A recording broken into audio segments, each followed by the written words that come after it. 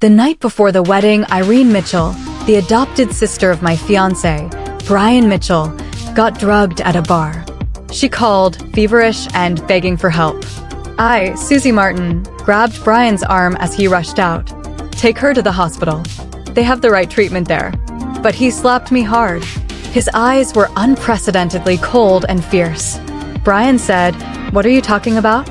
Irene is suffering. She needs my help. Let me go." He tore off his tie, his voice rough as he said, "She's the girl I've cherished since we were kids. I must save her by all means." I watched his trembling fingers undo his shirt buttons. I saw Irene Mitchell, face flushed, throw herself into his arms. The private room door slammed shut in my face. I heard the sounds they made on their bed, which were heartbreaking. The 5 years of my devotion to Brian turned out to be nothing. My left cheek still burned due to Brian's slap. Brian's and Irene's heavy breathing kept coming from the room. Those shameless sounds mixed with the hushed and suggestive whispers were around me. I stood there in agony. Some people were gossiping. It's funny.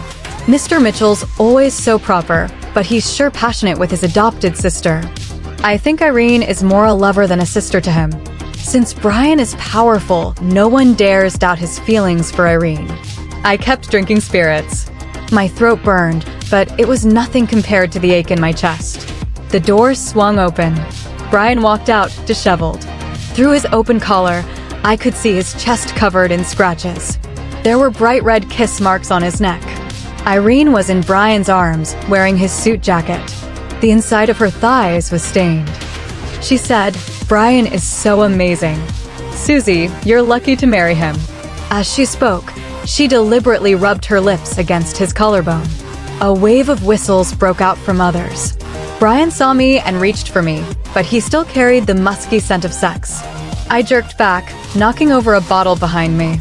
The shattering glass brought sudden silence to the room. I said, "Don't touch me. You make me sick."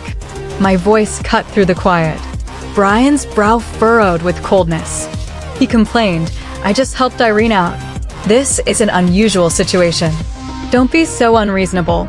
I let out a cold laugh, pointing at the fresh love bite on Irene's neck, and said, "What a kind brother you are." I moved. "Brian, your family roleplay is truly incredible." He said, "It's all your fault, Susie. You're the root cause. Are you jealous? Once we're married, you can have sex as much as you want." I started clapping, raising my glass in a toast.